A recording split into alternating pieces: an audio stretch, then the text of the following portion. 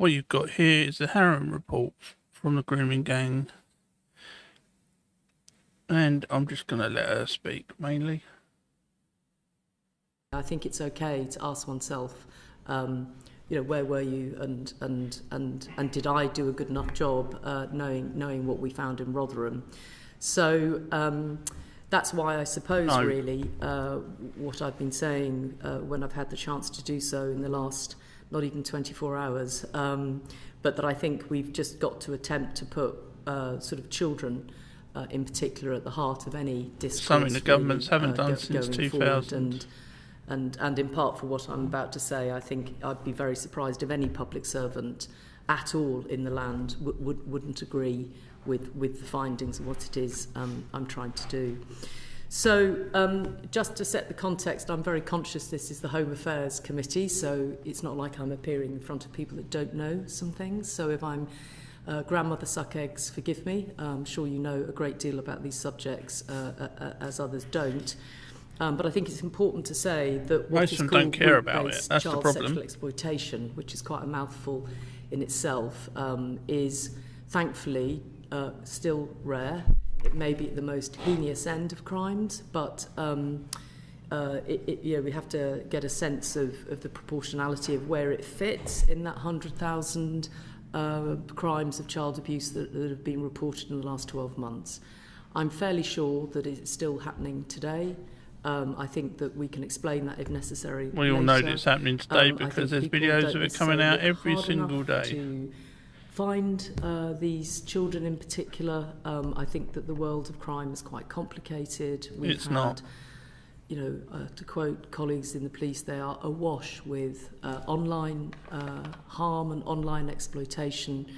We've had they keep blaming online. The visibility of county lines and child criminal exploitation, at the same time that I don't think child abuse or indeed child sexual exploitation has gone away. And certainly from the evidence that we saw during the audit and the visits that we undertook to some police forces, it is clear that it is still data. The national data on grooming gangs is sound not often accused of being a civil servant, but incomplete and unreliable is what is written here. I would say that's putting it mildly. And I feel very strongly so the police are incompetent. On issues that are as searing as people's race, when actually we know the prejudice and racism that people of colour experience in this country, to not get how you treat that data right, actually I think is a different and this level is what will be in a report. It's all down to racism. You wait. Sorry to put it so bluntly. I didn't put it that bluntly yesterday, but I think it's particularly important if you are collecting those sorts of issues to get them 100% right. And if you are not getting them 100% right, please don't use them to justify another position, which is potentially what happened. So, and that may be well-meaning, it may not be well-meaning, but that's how the data has and these run. figures will never be right. Why they allow people to self-identify. And either, my view is collect something or don't collect something. For God's sakes, don't half-collect it. That's a bloody disaster, frankly. And so then, I think it's a matter now of public record. We dug deeper into 3 police force areas where there's a clear high rates of child sexual exploitation offending, and dug deeper into those to see whether they had established the facts and figures, and they had established the facts and figures much more than the national data. That then meant I was somewhat tougher, actually, in the way I've just talked about the national data, because if I know it can be collected in large police forces effectively, why can't I collect that nationally? Do you see me added to the sort of sense, oh dear God, what on earth have you done here? So I think it's clear that if you look at those 3 large police forces and their data, one is historic, to be fair, the other 2 are live, then the disproportionality issue is clear, and obviously they ask for, when they ask for ethnicity, they largely, one stops at Asian, the other stops at Pakistani heritage.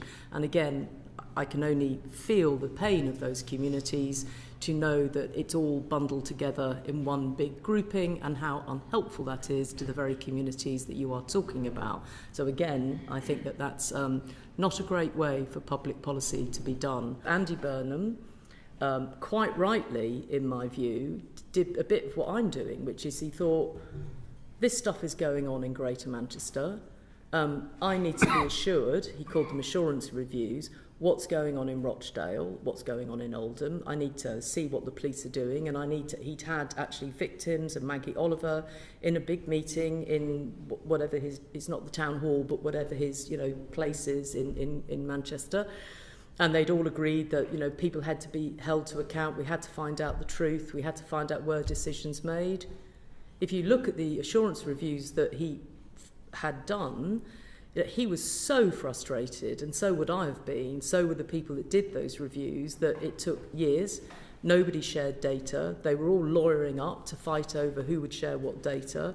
And, that I put it in more mild terms in the report, but when it came to report 3, which I think was like 4 or 5 years later, the guys resigned, and the thing was handed over to sort of a statutory body in the National Inspectorate and Ofsted.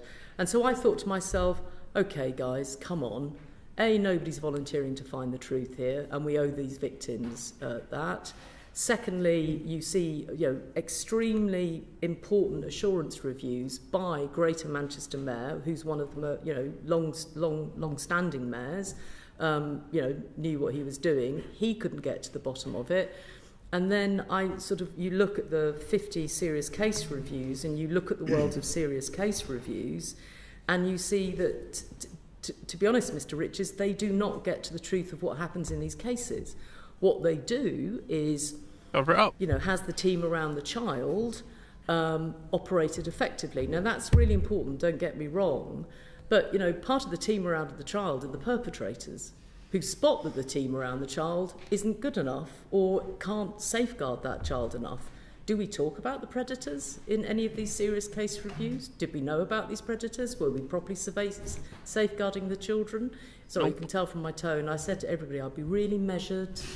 Don't worry, I won't get, like that about it. But when you start talking about this, you think, yeah, that's why I want a statutory inquiry.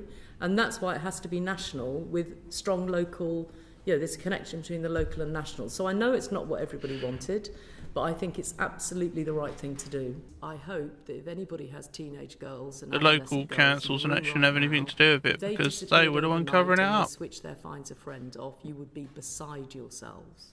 Absolutely beside yourselves.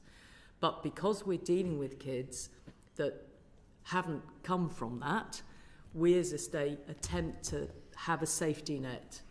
And that safety net doesn't see that missing, so even though it's an important thing and you have missing task force and that sort of, it doesn't grasp the bigger picture. And I think fair play to West Yorkshire Police. They have an analyst, Mr. Smith, I've forgotten his first name, and Paul Smith. And after Rotherham had happened, he, often in public service you find individuals, don't you, and you think, wow. And so he developed what they call an algorithm. I'm not sure it is an algorithm, but let's go there. And essentially what he did was say, if we put together missing more than twice and put that across, you'll be aware of this, put it across kids perhaps in children's homes, I think it is, or in child in need. Then they put it across whether they'd ever been on the radar of anywhere in the criminal justice system. Hey presto, you have a completely different cohort. And I think that we say as a system, and I include myself in this, missing is really important, but then it really turns into a transaction rather than, oh dear God, where is this child? Now, if we had rape laws that meant when said child has gone out all night with said perpetrator and his friends, that we will do them for rape, it changes the conversation of the state, really, because rape is seen as one of the most, quite rightly, terrible things that can happen, and particularly terrible things if it can happen to children. So in a way, I'm trying to use the opportunity of this audit to say, how do we reset how we think about children? That doesn't make sense. And it's also why, Dame Karen, I'm so concerned about the whole children's services side of this, in that I think they don't even see those children. So how can you you would look at missing, you would look at who's on your child in need, you'd look at the moment they just have neglect for most of these kids. I think there's some very profound questions to be asked about what's happening in and around children, of which missing, we call it a red flag. You think some sort of beaming noises, a beep. Yeah, but sometimes kids go missing because their parents are dog shit. There's plenty of politicians that wish that was possible, but it's sort of, and yet it's really important to collect ethnicity and race data, and you've set out really comprehensively why that's the case. But I just think about other kind of child sexual group exploitation that we've seen. So there's been significant ones in the Catholic Church. Also in my city of Edinburgh, there's been significant challenges in boarding schools. And I just wonder, are there other data points we should be collecting? Religion, for example, would be one. But are there other markers, you think? Or I just wonder why ethnicity and race have been singled out so specifically. I mean, I understand why, but why not others?